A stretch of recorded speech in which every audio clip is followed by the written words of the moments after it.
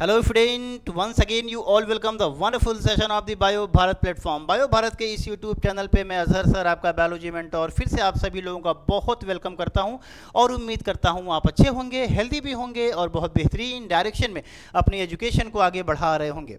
Friends, आज का जो हमारा पूरा सेशन बेस्ड है वो बेस्ड है न्यूट्रिशन इन ह्यूमंस के ऊपर। जैसा कि आप सभी को मालूम है कि क्लास 10th के लिए जो मैंने चैप्टर स्टार्ट किया उसका नाम है लाइफ प्रोसेसेस, और अभी तक की जो जर्नी आपकी और हमारी उस चैप्टर में रही है वो रही है न्यूट्रिशन इन अमीबा तक। तो अमीबा के अंदर न्यूट्रिशन कैसे होता है आपने वो पूरी प्रोसेस अच्छे से समझ ली होगी। अब जो मैं टॉपिक शुरू करने जा रहा हूँ, इस टॉपिक के अंदर हम बात करेंगे कि ह्यूमंस के अंदर पूरी न्यूट्रिशन की प्रोसेस क्या है। बेटा, ह्यूमन के अंदर जो न्यूट्रिशन की प्रोसेस होगी वो कॉम्प्लेक्स होगी, क्योंकि ह्यूमन बीइंग एक कॉम्प्लेक्स ऑर्गेनिज्म है, मल्टी सेलुलर ऑर्गेनिज्म है। और इस पूरे टॉपिक को मैं 3 पार्ट में डिवाइड करूंगा, क्योंकि ये टॉपिक थोड़ा सा लंबा है और इसको जब मैं डिवाइड करके पढ़ाऊंगा तो ये सारा टॉपिक आपके दिमाग में एकदम ट्रांसपेरेंट तरीके से फिट हो जाना है। और बायो भारत प्लेटफॉर्म का एक सीधा सा इंटेंशन यही है कि हर एक टॉपिक को आपको कहानी के तरीके से समझा दिया जाए, एक अच्छा नोट्स दिया जाए जिससे आप बोर्ड एग्जाम में अच्छा परफॉर्मेंस कर सकें। तो जब भी लेक्चर स्टार्ट होता है प्यारे बच्चों, सिंपल सी बात है कि पेन और नोट कॉपी का होना आपके साथ बहुत ज़रूरी है। तो लेक्चर को स्टार्ट किया जाए बिना टाइम को गवाए। तो स्टार्ट बच्चा, डन करते हैं, चलो जी। तो सबसे पहले कुछ बेसिक पॉइंट मैं ह्यूमन न्यूट्रिशन के बारे में आपको नोट कराऊंगा, उसके बाद इसका डेप्थ में ले चलूंगा आपको, ठीक है। तो सबसे पहले कुछ पॉइंट को आपको नोट करना है प्यारे बच्चों। पहली जो इसमें फर्स्ट पॉइंट आप नोट करेंगे स्टूडेंट, वो क्या करेंगे, देखिए इसमें पहले 1-2 पॉइंट जो है आपको नोट डाउन करना है, ठीक है। पहला पॉइंट आप नोट करेंगे जो कि आपको ऑलरेडी मालूम है बेटा, कि जो ह्यूमंस होते हैं वो कैसे होते हैं। Humans are ओमनीओर्स। ह्यूमंस कैसे होते हैं बच्चा? ओमनीओर्स होते हैं। अब इसमें तो कोई डाउट नहीं होगा कि सर ओमनीओर्स क्या होते हैं।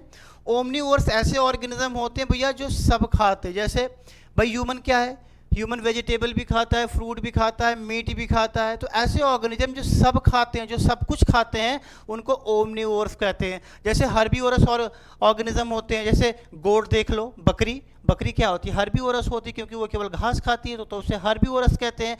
उसी तरीके से ह्यूमन बीइंग ओमनीओर्स होते हैं, ये सब खाते हैं, तो इस वजह से इनको ओमनीओर्स कहा जाता है, ठीक है। पॉइंट नंबर सेकेंड, कि ह्यूमंस परफॉर्म किस तरीके का न्यूट्रिशन परफॉर्म करते हैं प्यारे बच्चों? Humans perform holozoic nutrition. Human perform holozoic nutrition. बेटा, ह्यूमन कैसा न्यूट्रिशन परफॉर्म करते हैं? होलोजोइक न्यूट्रिशन ये ह्यूमन बीइंग परफॉर्म करते हैं। अब आपके दिमाग में एक क्वेश्चन आएगा, देखिए कि सर ये होलोजोइक न्यूट्रिशन क्या होता है। बेटा, अभी मैं आपको समझा देता हूँ, ठीक है, आप टेंशन नहीं लेंगे एकदम भी। पहले मैं जो बोल रहा हूँ उसको आप ध्यान से सुनेंगे। देखो, होलोजोइक का मतलब क्या होता है। होलोजोइक का मतलब होता है कि मान लो we are the human being, हम सब ह्यूमन बींग्स हैं। अब मैंने बाहर से कोई सॉलिड फूड को खाया, लिक्विड फूड को खाया, आउटसाइड ऑफ द बॉडी। मैंने बाहर से फूड को लिया, इजेशन किया, फूड को अंदर ले गए, फूड को मैंने सिंपलेस्ट फॉर्म में कन्वर्ट करके इनसाइड द बॉडी उसका क्या कर दिया? डाइजेशन कर दिया। ऐसे प्रोसेस को हम क्या कहते हैं? होलोजोइक न्यूट्रिशन कहते हैं। मैं यार फूड को लूंगा और फूड को क्या करूंगा? खाऊंगा। फूड को कॉम्प्लेक्स फॉर्म से सिंपलेस्ट फॉर्म में कन्वर्ट करके बॉडी के अंदर उसका डाइजेशन कर दूंगा। ऐसे प्रोसेस को होलोजोइक न्यूट्रिशन कहते हैं। समझ में आ रहा है? अब बेटा, होलोजोइक न्यूट्रिशन में मैं एक बात यहीं पर लिख दे रहा हूं कि आपको समझ में आए। इसमें 5 स्टेप्स होती हैं। कितनी बेटा? होलोजोइक न्यूट्रिशन में कितनी स्टेप्स होती हैं बच्चा? 5 स्टेप्स होती हैं। तो मैं चाहूंगा कि मैं वो स्टेप्स भी आपको समझा दूं, ठीक है। इसके अंदर कितनी स्टेप्स होती हैं बेटा? 5 स्टेप्स होती हैं, ठीक है। चलिए मैं आपको वो स्टेप्स भी लगे हाथ समझा देता हूं। इसके अंदर जो है कितनी स्टेप्स होती हैं बच्चा? 5 स्टेप्स होती हैं, ठीक है। चलिए देखते हैं कौन कौन सी स्टेप्स हैं वो। देखिए यहां पर मैं आपको समझाता हूं। पहला, पहला जो स्टेप इसके अंदर है प्यारे बच्चों, वो क्या है? इजेशन। इजेशन क्या है बच्चा? इजेशन। अब बताओ मुझे कि इजेशन क्या होता है। देख भाई, मेरा तेरे साथ कोई भी ऐसा इंटेंशन नहीं है कि समय ज़्यादा आपका लूँ और चीज़ आपको समझ में ना आए। बायो भारत चाहता है, मैं चाहता हूँ कि तुझे हर एक टॉपिक समझ में आए। समय 5 मिनट से 10 मिनट लग जाएगा, चलेगा, लेकिन टॉपिक समझ में आए, ठीक है। इजेशन का मतलब क्या होता है? Process of taking food. देखिए, क्योंकि यहाँ पर मैं डेफिनेशन नहीं लिखूंगा, क्योंकि प्रीवियस लेक्चर में ये मैं बता चुका हूँ, या लिखवा भी चुका हूँ, नोट्स भी इसका दे चुका हूँ। इजेशन का मतलब होता है प्रोसेस ऑफ टेकिंग फूड। जब हम फूड को खाते हैं, अंदर लेते हैं, बॉडी के अंदर लेते हैं, इस प्रोसेस को इजेशन कहते हैं, ठीक। दूसरा प्यारे बच्चों, दूसरा है इजेशन होगा तो फिर क्या होगा? उसका डाइजेशन होगा। क्या होगा? फिर फूड का क्या होगा? डाइजेशन। भाई सिंपल सी बात है कि अगर मैं हम फूड को खाएंगे, फिर उस फूड का क्या होगा? डाइजेशन होगा। अच्छा बच्चा, अब डाइजेशन क्या होता है? Digestion a kind of a process. क्या होता है बेटा? Digestion a kind of a process where the complex food convert into the simpler absorbable form. देखो, डाइजेशन क्या होता है? डाइजेशन में कॉम्प्लेक्स फूड जो होता है वो सिंपलेस्ट फॉर्म में कन्वर्ट होता है। उसे क्या कहते हैं बेटा? डाइजेशन कहते हैं। क्या कहते हैं? डाइजेशन। समझ में आ रहा है? अच्छा, डाइजेशन के बाद होता है बेटा एब्जॉर्प्शन। क्या होता है? डाइजेशन के बाद जो होता है वो क्या होता है? एब्जॉर्प्शन। अच्छा बेटा, एब्जॉर्प्शन क्या होता है बेटा? ध्यान से सुनो। एब्जॉर्प्शन का मतलब है डाइजेशन से जो भी मटेरियल निकलेंगे, ठीक है, डाइजेशन से जो भी मटेरियल निकलेंगे वो कहाँ पर चले जाएंगे बेटा? मान लो फूड का डाइजेशन हुआ, फूड का क्या हुआ? ऐसे समझ, फूड का क्या हुआ? डाइजेशन हुआ। जो फूड से न्यूट्रिएंट निकले हैं वो सभी ब्लड स्ट्रीम में जाके मिल जाते हैं, ब्लड में चले जाते हैं। उस प्रोसेस को क्या कहते हैं? एब्जॉर्प्शन कहते हैं। फिर से सुन बेटा, आपने फूड को खाया, फूड खाया आपने, फूड का क्या हुआ? डाइजेशन हुआ, मतलब कॉम्प्लेक्स फूड सिंपलेस्ट फॉर्म में कन्वर्ट हो गया। जब बाबू फूड का डाइजेशन होगा तो फूड से क्या निकलेगा? न्यूट्रिएंट निकलेगा। वो न्यूट्रिएंट क्या हो जाएगा? एब्जॉर्ब्ड हो जाएगा। एब्जॉर्ब्ड कहाँ पर हो जाएगा? एब्जॉर्ब्ड कहाँ पर हो जाएगा? आपके ब्लड में। कहाँ पर? ब्लड में। समझ में आ रहा है? अब बेटा एब्जॉर्प्शन के बाद क्या होता है? एसिमिलेशन होता है। क्या होता है? एसिमिलेशन हो जाता है। अच्छा बच्चा, अब एसिमिलेशन क्या होता है बेटा? जो भी न्यूट्रिएंट ब्लड स्ट्रीम में है, जो भी न्यूट्रिएंट एब्जॉर्ब्ड हुए हैं, ठीक है, उसका क्या होना बेटा? पूरे बॉडी में ट्रांसपोर्ट हो जाना। क्या हो जाना? ट्रांसपोर्ट हो जाना। कौन करेगा? ब्लड करेगा। उसको कहते हैं एसिमिलेशन। क्या कहते हैं? एसिमिलेशन। और बेटा लास्ट पार्ट है आपका इजेशन। जो भी सॉलिड वेस्ट मटेरियल है, इजेशन। इजेशन का मतलब होता है नाइट्रोजिनस वेस्ट मटेरियल का बॉडी से बाहर निकल जाना, उसे कहते हैं इजेशन। बेटा अब मेरी बात सुन ध्यान से, एकदम सब समझ में आएगा यार। ह्यूमन कैसे ऑर्गेनिज्म होते हैं? ओमनीवोर्स, जो सब खाते हैं। क्लियर? बेटा ह्यूमंस कैसा न्यूट्रिशन परफॉर्म करते हैं? होलोजोइक। होलोजोइक का मतलब क्या होता है? जो हम सॉलिड फूड या लिक्विड फूड जो भी हम खाते हैं, वो फूड जाके हमारे अंदर क्या होता है? हम फूड बाहर से लेते हैं, उसका डाइजेशन कहाँ पर होता है? इनसाइड दी बॉडी होता है। इसको होलोजोइक न्यूट्रिशन कहते हैं। होलोजोइक न्यूट्रिशन में कितने स्टेप्स है? 5 स्टेप्स है बेटा, 1 2 3 4 5। इजेशन पहला। इजेशन का मतलब process of taking food called egestion.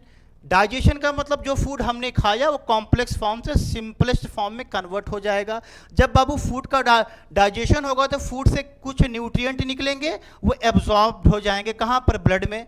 Absorbed होने के बाद उनका एसिमिलेशन हो जाएगा, मतलब वो सारे न्यूट्रिएंट पूरे बॉडी में ट्रांसपोर्ट कर दिए जाएंगे, उसको एसिमिलेशन कहते हैं।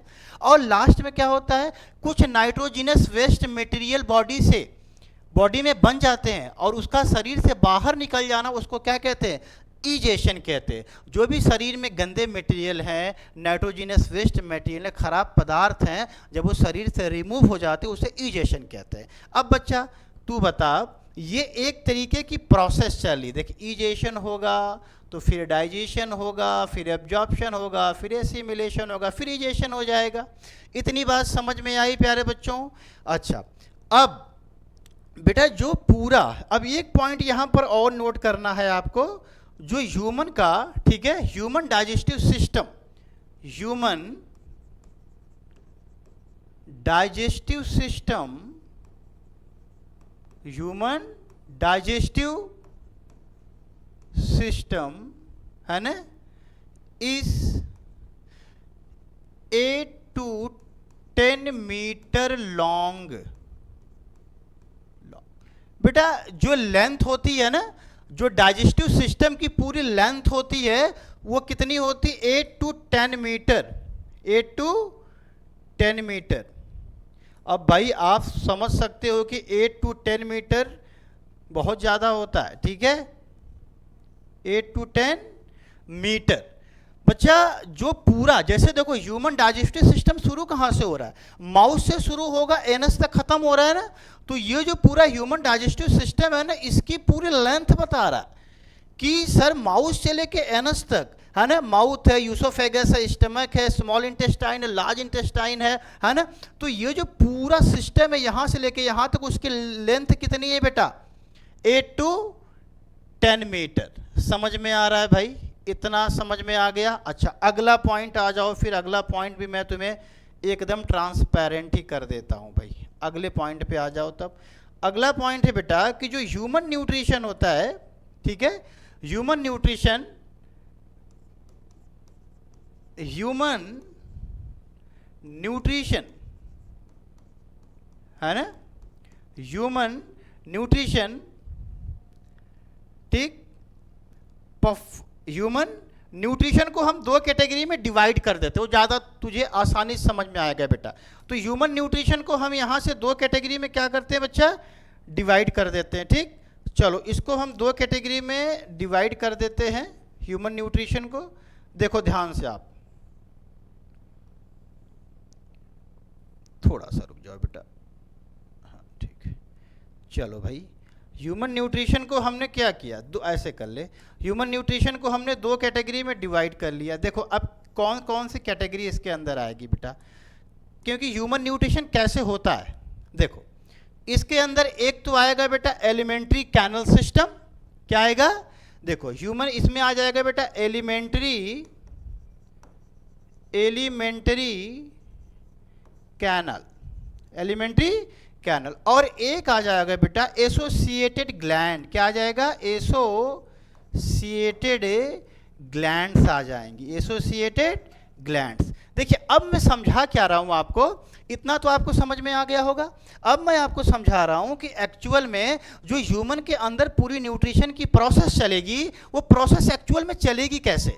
तो इसमें हेल्प करेंगे एलिमेंट्री कैनल, और हेल्प क्या करेगा? Associated gland. अब आपके दिमाग में क्वेश्चन आ रहा होगा कि सर ये एलिमेंट्री कैनल क्या होता है, सर ये एसोसिएटेड ग्लैंड्स क्या होती हैं, है ना। तो समझाऊंगा बेटा। अब यहां पर देख, एलिमेंट्री कैनल में क्या क्या पार्ट्स हैं। देखो पहला पार्ट्स में लिख रहा हूं, पहला है बेटा माउथ। क्या है? माउथ। और इसी को बक्कल कैविटी भी कहते हैं बेटा। क्या कहते हैं? बक्कल कैविटी भी कहते हैं बेटा। इसी को ओरल कैविटी भी कहते हैं, इसी को बक्कोफेरेंजियल कैविटी भी कहते हैं। दो नाम पहले याद रखो, बाद में और समझाऊंगा बेटा। अगला बेटा है यूसोफेगस। ठीक है, यूसोफेगस, समझ में आ रहा है। और इसी यूसोफेगस को हम फूड पाइप भी कहते हैं बेटा। क्या कहते हैं? Food pipe. अगला एलिमेंट्री कैनल क्या है बेटा? अगला आपका है स्टमक। क्या है? स्टमक। ठीक है, फिर क्या है? स्मॉल इंटेस्टाइन है, और लास्ट क्या है आपका? लार्ज इंटेस्टाइन है, लार्ज इंटेस्टाइन है। ठीक है, अब मेरी बात सुनो बेटा। अगर मैं कोई आपसे ये पूछे कि एलिमेंट्री कैनल सिस्टम के कितने पार्ट है, आप कहना 5। कौन कौन से? Mouth, oesophagus, stomach, small intestine and large intestine.